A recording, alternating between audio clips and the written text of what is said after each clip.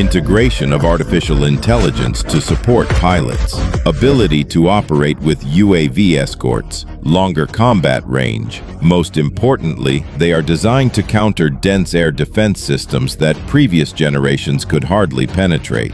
The big question is, will the USS John F. Kennedy be ready to host these future aircraft?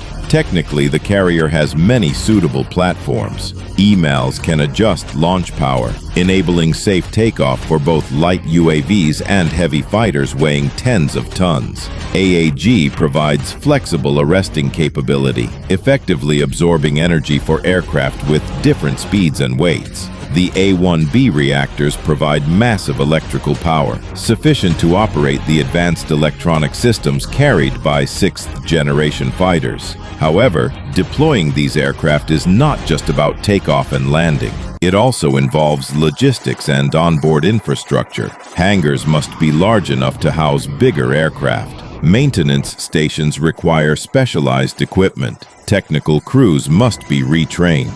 Spare parts storage, fuel, and supply systems must also be adapted for long-duration combat. If these challenges are overcome, Kennedy could become one of the world's first carriers to operate sixth-generation fighters, elevating U.S. naval air power to a whole new level. New challenges for the supercarrier. Despite having the most advanced technology, the USS John F. Kennedy and the Ford-class carriers still face major challenges. For decades, U.S. carriers were considered virtually invulnerable, but now that is changing.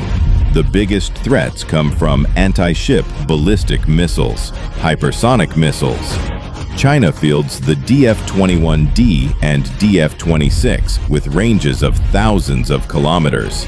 Russia has tested missiles reaching Mach 8 speeds, extremely hard to intercept.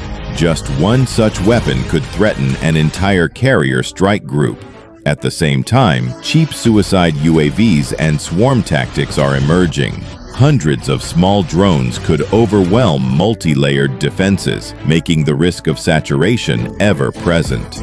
In addition, global satellite surveillance makes it harder to conceal carrier positions, undermining stealth and maneuver strategies. Another critical factor, cost. Each ship costs about $13 billion. Annual operating expenses run into the billions of dollars. This is an enormous investment. If Kennedy were taken out of action, the loss would not only be military, but also a political and financial shock to the U.S. Even so, the U.S. Navy still views carriers as strategic centerpieces. With the ability to integrate UAVs, sixth-generation fighters, and directed energy weapons, Kennedy is not only a target to defend, but also a deterrent and a symbol of power. The future of the supercarrier Kennedy. The greatest challenge lies in one question. Can the U.S. maintain its doctrinal advantage and deployment capability, turning these mobile fortresses into true strategic assets for the next half-century? The question posed from the very beginning remains, will a supercarrier like the Kennedy be strong enough to adapt to an era of hypersonic missiles, drone swarms, and global satellite surveillance? And more importantly, can it become the foundation for operating sixth-generation fighters? The answer can only be determined in the coming decades. If Kennedy can combine traditional power with future breakthroughs, it will not only be the successor of the Ford class, but also a leap forward, pushing the U.S. Navy deeper into a new era of naval warfare. Once operational, Kennedy will serve as a living test for America's claim as the King of the Seas. Will that title remain intact, or must it be shared with new platforms of the 21st century? The USS John F. Kennedy supercarrier is not just a massive block of steel worth tens of billions, but also a strategic message. True power endures only when tied to the ability to constantly innovate. If Kennedy succeeds, it will stand as a symbol of determination to conquer the future, just as President John F. Kennedy once spoke of the moon. A strategic message from the Kennedy supercarrier. The USS John F. Kennedy supercarrier is not only a massive block of steel worth tens of billions of dollars, but also a strategic message sent to the world. Throughout the past century, aircraft carriers have reshaped naval warfare many times, from World War II to the Cold War, and now the era of UAVs, artificial intelligence, and hypersonic missiles. The United States still chooses to lead the way.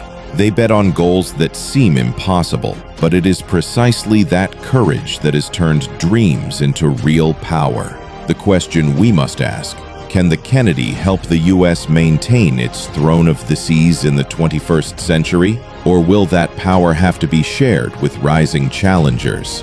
One thing is certain: power is not only about scale, but about the ability to constantly innovate. Because true power never comes from copying, but from daring to try, daring to fail, and rising again to create breakthroughs. If the Kennedy succeeds, it will stand as a symbol of determination to conquer the future. Just as John F. Kennedy once declared about the moon, "We choose to go to the moon, not because it is easy, but because it is hard." Aircraft carriers, a symbol of power and a lesson for the future.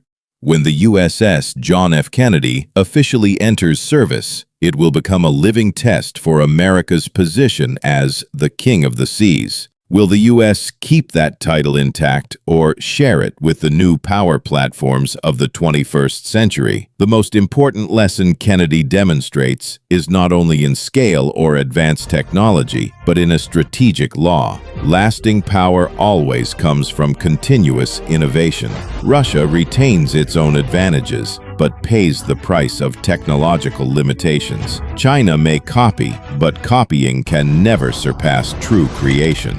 Meanwhile, the U.S. continues to choose the harder path: to lead, to dare, to fail, and from failure to leap forward. The Kennedy is not just a ship. It is a strategic symbol, a reminder that in a turbulent world, only those who dare to lead can truly hold power. And the final question for us: is it not human will and wisdom that form the ultimate weapon, more than steel, fire, or technology? Aircraft carriers, a symbol of power and a lesson for the future. When the USS John F. Kennedy officially enters service, it will become a living test for America's position as the King of the Seas. Will the U.S. keep that title intact or share it with the new power platforms of the 21st century? The most important lesson Kennedy demonstrates is not only in scale or advanced technology, but in a strategic law. Lasting power always comes from continuous innovation. Russia retains its own advantages, but pays the price of technological limitations. China may copy, but copying can never surpass true creation. Meanwhile, the U.S. continues to choose the harder path: to lead, to dare, to fail, and from failure to leap forward. The Kennedy is not just a ship. It is a strategic symbol, a reminder that in a turbulent world, only those who dare to lead can truly hold power. The final lesson: where does true power lie? The supercarrier USS John F. Kennedy is not just a massive block of steel worth tens of billions of dollars, but also a strategic message.